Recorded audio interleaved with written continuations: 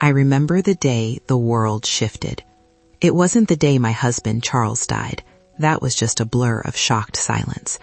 The real shift happened 2 weeks later, under the scorching Nairobi sun, as the lawyer read the will. Charles's funeral had been a spectacle. Every big businessman and socialite in Nairobi was there. They mourned a titan, but I, Aisha, was waiting to see if my life of comfort would survive him. When the lawyer announced that the entire estate, the businesses, the accounts, and most importantly, the sprawling colonial mansion on the isolated outskirts of Nairobi belonged solely to me, a fierce silence fell. I was only 29, and overnight I had become one of the wealthiest widows in the country. The grief I felt was genuine, yes, but it was now wrapped in a thick, luxurious blanket of relief. This was the soft life, gifted by death. The mansion was enormous, built of dark, heavy stone and covered in creeping vines, looking less like a warm home and more like a majestic, isolated fortress built to hold secrets. When I drove through the massive wrought iron gates for the first time as the sole owner, the air felt instantly colder, heavy with the scent of old wood. Inside, the polished marble floors echoed every step, and the heavy velvet curtains kept the fierce Kenyan sunlight at bay. It was overwhelming, cold, and utterly, wonderfully mine. But there was one condition, one companion Charles had insisted I keep, and that was the thing that tethered the cold luxury to a terrifying unease. Kifo. Kifo. The name means death in Swahili, and it was a fitting title. He was a massive Rhodesian ridgeback, magnified and dense, his muscles moving like liquid shadow beneath a coat the color of dried earth. He wasn't a pet. He was a relentless, silent presence. When I walked into the grand sitting room, Kifo was lying perfectly still by the massive fireplace, acting as the undisputed master of the ground floor. He didn't wag his tail or bark a greeting. He simply lifted his massive, square head, fixed those deep amber eyes on me, and remained motionless. "He was Charles's shadow, madam," the head housekeeper whispered, visibly nervous. "He never leaves the house perimeter. Never." I tried to be friendly. I knelt down, extending my hand, calling his name softly. The dog didn't move a muscle. He didn't acknowledge me. He just stared. There was no warmth in his eyes, only a terrifying, ancient intelligence that made the hairs on my arms stand up. I told myself it was just a fiercely loyal guardian protecting its territory. I rationalized the paralyzing fear I felt as mere shock and the stress of my new responsibilities. After all, this inheritance felt like a gilded cage, and Kifo was the silent, terrifying jailer. I noticed the dog never blinked, not once, even when I called its name. What was it guarding? I decided to start by feeding him. Surely a dog that huge must have a massive appetite. I instructed the staff to prepare the finest cuts of beef. This was where the first real crack in my perfect inheritance began to show. I watched as the staff placed a large bowl of fresh meat right in front of Kifo. The dog didn't even sniff it. He simply continued to stare at the opposite wall, utterly indifferent to the food. He never moved, never twitched, never showed any sign of hunger or thirst. He never ate, never drank, and yet he stood guard, radiating a chilling, tireless energy. I spent my first week in the mansion practically sleepless. I would wake up in the middle of the night, drawn by an unnerving silence. I would creep to the window, and there he would be, patrolling the house perimeter. Kifo was always moving, always alert, a dark sentinel against the moonlight. He never rested. I tried to discuss this with Mr. Kamal, the longtime estate manager, a man whose face was etched with years of unspoken knowledge. "Mr. Kamal, the dog, Kifo, is he ill? Does he need a special diet?" I asked. Mr. Kamal looked down at the floor, shaking his head slightly. Kifo serves the house, madam, not the mistress. Your husband understood this. He requires no food from our hands. His voice was low, almost a prayer. A cryptic warning, but I pushed it away. I focused instead on the tangible rewards. I started inviting friends over, eager to show off the grandeur of my new life. Just 2 days after moving in, I opened Charles's massive safe out of curiosity. Hidden beneath stacks of foreign currency, I found a dog collar. It was leather, thick and black, but studded with massive, flawless diamonds that caught the light like frozen fire. It was a collar worth millions, confirming the depth of the wealth tied to this house, a wealth so immense that even the guard dog wore a fortune around its neck. This house, this life, this status, it was everything I had ever dreamed of. The unease brought by Kifo was a small price to pay, I told myself. But the more I tried to ignore the supernatural chill Kifo brought, the more I noticed the strange behavior wasn't just Kifo. The mansion itself seemed to be reacting to my presence. And that was just the beginning of the riches Charles had left behind. If you want to see what happens next when temptation seems too perfect and the signs became impossible to ignore, subscribe to this channel because things got even more unbelievable. I started hearing things, soft whispers that seemed to follow the air currents in the long hallways, sounds that vanished the moment I turned my head. I dismissed them as the creaking of an old colonial structure settling, but the silence in the house was too profound, too unnatural for typical house noises. I decided the only way to truly conquer the fear was to drown it in celebration. I organized a grand party, inviting everyone to solidify my position as the new queen of the estate. The champagne flowed, the music was loud, but the atmosphere remained strained because of Kifo. He positioned himself in the main archway, motionless, a statue carved from shadow and fear. Guests tried to ignore him, but I watched their eyes constantly flicker toward his unmoving form. My friend Juma found me by the pool. Aisha, I am happy for you, but this place, it is heavy, and that dog, it is not natural. Don't be ridiculous, Juma. It's magnificent, I laughed, trying to sound carefree. Juma lowered his voice. Charles made a deal, Aisha. I heard the old Nairobi whispers about dark pacts made for this unending wealth. You need to investigate this house before it claims you too. I felt a surge of defensiveness, fueled by fear of loss. You are just jealous, Juma. You invent ghost stories. This is my life now. This is my blessing. I dismissed his serious warning completely, choosing the comfort and status over the terrifying truth. If you've ever ignored warning signs because something looked too good, because the temptation was too strong, hit the like button. I know I'm not the only one who was chosen to believe the lie over the terrifying truth. Despite my dismissal, the small, strange incidents continued. I started hearing strange, low, guttural growls late at night, sounds too deep and too resonant for a simple dog, coming from the sealed-off basement area. I pressed my ear against the polished wood floor, hearing the deep, rumbling sound that seemed to vibrate the foundation of the colonial structure. I tried to convince myself it was just old plumbing. Then came the morning I couldn't rationalize. I woke up suddenly, jolted awake by an extreme, unnatural coldness spreading across my feet. I opened my eyes and screamed. Kifo was standing silently at the foot of my massive bed. He had never entered the master bedroom before. He was closer than ever, and the breath that ghosted over my feet was ice cold, like air rushing out of a deep freezer. I scrambled backward until I hit the headboard. Kifo simply turned and walked out, soundlessly. I spent an hour shaking, but by noon I convinced myself it was protective behavior. The fear finally prompted me to try a definitive test. I needed a professional to tell me if this was a medical mystery. I clipped a heavy leather leash onto the diamond collar and tried to pull him toward the gate. He didn't budge.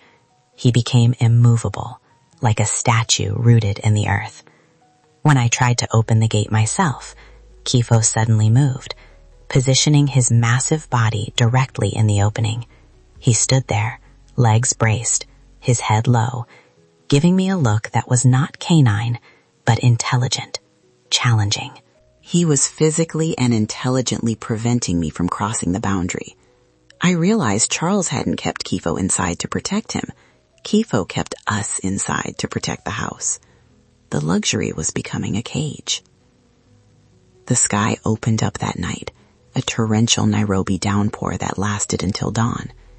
When I went outside the next morning, the entire garden was saturated, churned up by the rain. But I focused on Kifo's usual patrol path, a precise route running parallel to the house. The ground there was completely unmarked, no paw prints whatsoever. The dog, massive enough to weigh over 150 pounds, had walked across soaking mud for hours and left no physical trace. He was unnaturally weightless, or perhaps not physical in the way I understood. This was the moment. This was the specific first revelation that shattered my denial completely. The dog is not a dog. He is supernatural. I had a panic attack right there on the veranda. I locked myself in Charles's study, shaking violently, and frantically called Juma. Juma, please, you have to listen to me. It's Kifo. He's not real. He doesn't leave footprints in the mud. He's not a dog, Juma. He's something else. Juma's voice was grave. Aisha, you must leave, now. Forget the house, forget the money. Just walk out the gate and don't look back. But I hesitated. Abandon the mansion? Abandon the immense wealth? I couldn't. I can't, Juma. There must be a way to break the bond. Charles knew something. He had to have left a clue. I was choosing to gamble my soul for the chance to keep the life. The physical evidence had confirmed the supernatural threat. I was living a nightmare disguised as a luxury life, and the only thing keeping me here was the intoxicating smell of status and money. Comment where you're watching from and tell us, would you stay or leave after seeing undeniable physical proof like this? As I hung up on Juma, a shadow fell across the study window. Kifo had appeared silently outside, standing on the lawn. He began to move, slowly, deliberately. He dragged his massive, heavy body along the glass pane, inch by slow inch. I heard the sound, a low, rhythmic, sickening scrape of his claws against the thick window glass.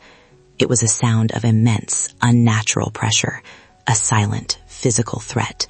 I know you are trying to find answers. I backed away, my hands pressed over my mouth. I knew waiting for Juma was useless. The only key was the truth Charles had hidden. I had to find the documents. I left the study and headed straight for the master bedroom, determined to find the source of the wealth, even if the knowledge killed me. The master bedroom felt like a tomb. I went straight to the large, ornate portrait of Charles that hung above the fireplace. I remembered him obsessively checking the wall behind it.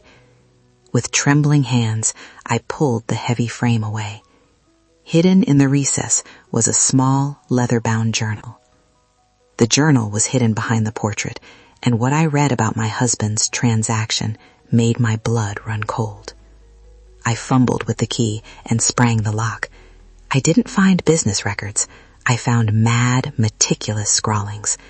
Charles referred to Kifo consistently as the guardian of the estate, or the collector. The pages detailed the pact he had made decades ago for unimaginable wealth. The pact required a continuous host, a soul bound to the estate to maintain the wealth and keep the guardian physically manifested. I saw drawings showing Kifo not as a dog, but as a monstrous skeletal figure with glowing red eyes, surrounded by ancient demonic symbols. Charles wrote, "Kifo is the collector. He guards the wealth and ensures the payment is made." The final entry, dated the day before he died, made my hand shake so badly I almost dropped the book. The handover is complete. The widow inherits the binding. May she enjoy the harvest until the collector claims the final debt. I was the intended successor. Charles hadn't loved me. He had designated me as the next soul to fuel the house's cursed engine. As I absorbed the horrifying reality, a loud, sickening crash echoed from downstairs. Kifo was acting. I crept to the window and saw him tearing through the main electrical junction box near the gate, ripping the wires apart with his teeth. He had cut off all external power and communication. He was sealing the prison. I grabbed my phone. No signal. The mansion was silent. The staff had vanished. I was trapped. I ran to a small, high bathroom window overlooking the back garden. I squeezed through the narrow gap, scraping my skin raw, and dropped onto the cool grass below. Freedom! I ran 3 steps toward the boundary wall. A dark, impossibly fast shadow materialized instantly in front of me. Kifo. His massive jaws opened wide, aiming for my neck. He lunged, and his teeth tore through the silk sleeve of my nightgown, missing my arm by a hair's breadth. The wind from his snap was icy and foul, smelling faintly of sulfur. I scrambled backward, crawling until my back hit the cold, damp stone wall. Kifo did not pursue. He simply stood there, blocking the garden path, his body a silent, terrifying barrier. This was not imagination. Kifo was actively preventing me from leaving. If you want early access to stories like this and exclusive behind-the-scenes content that reveals how these entities operate, become a channel member. I retreated back into the master bedroom, the cold journal clutched in my hand. I flipped through the pages again, desperate for a weakness. I saw a reference to the anchor. The pact required a physical binding agent, something valuable enough to symbolize the earthly price of the soul. I remembered the glint of light from the safe, the diamond collar. It wasn't jewelry. It was the key, the physical tether binding the ancient entity to the mansion, and now to me.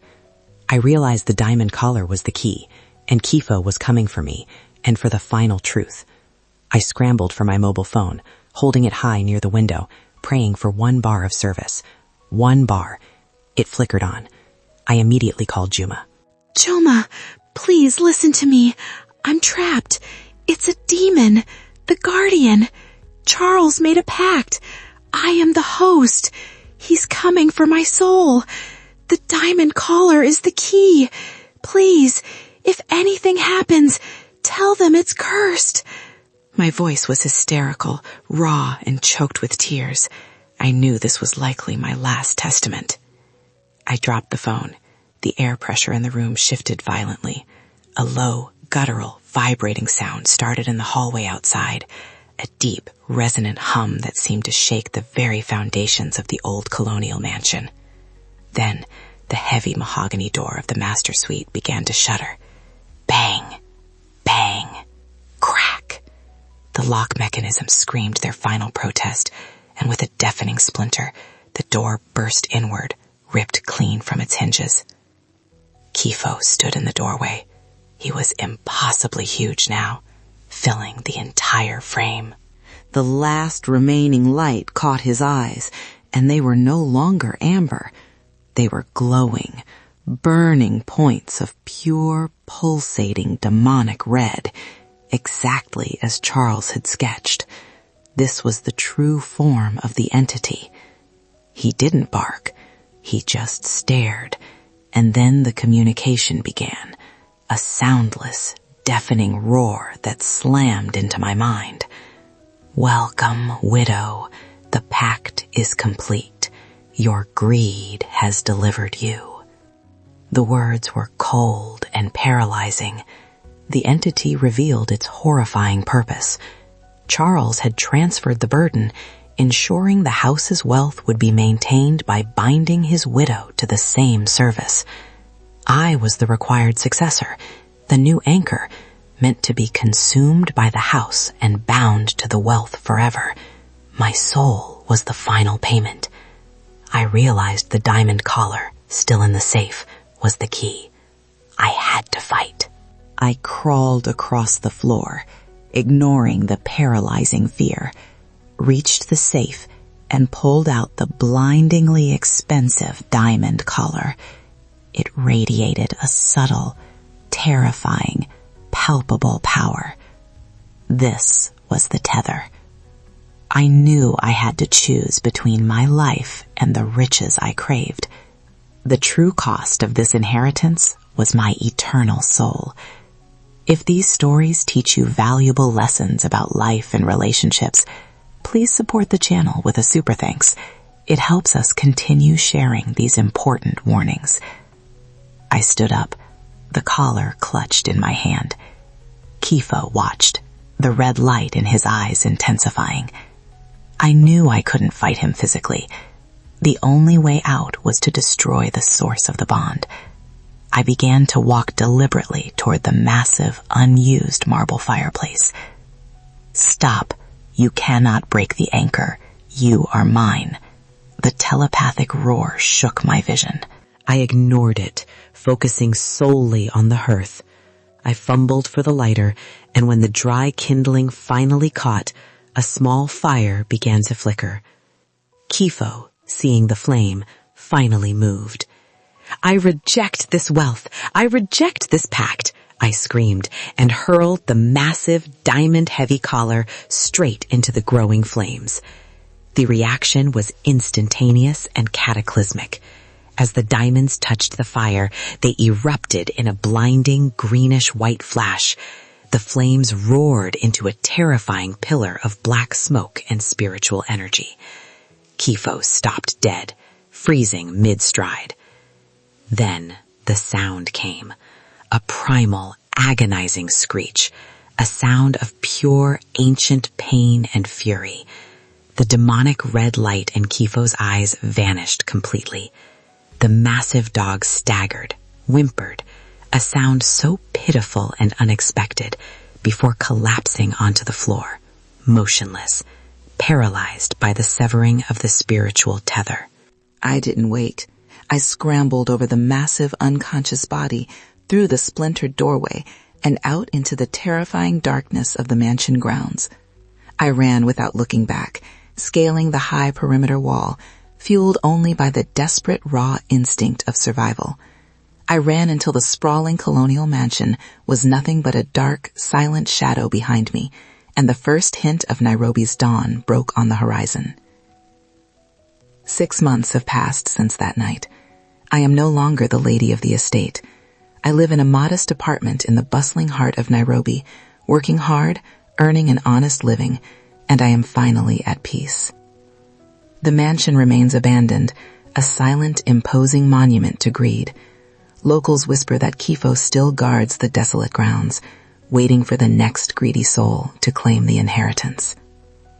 I lost everything material, but I gained my soul back. I reflect daily on how easily I was blinded. I focused so intensely on the status and luxury that I dismissed every single warning sign. Kifo's refusal to eat, his unnatural patrols, the cold touch. I craved the appearance of success so fiercely that I was willing to live alongside a demon. Material wealth inherited easily often comes with hidden spiritual costs, and discernment is crucial over superficial appearances. Always trust your spiritual gut over earthly desires. I learned my lesson, and now I share this warning with you. We have another powerful story coming your way about a man who found a mysterious artifact that promised eternal youth, only to discover it was a curse in disguise. Make sure you are subscribed so you don't miss it. Thank you so much for watching and listening to my story. Where are you watching from?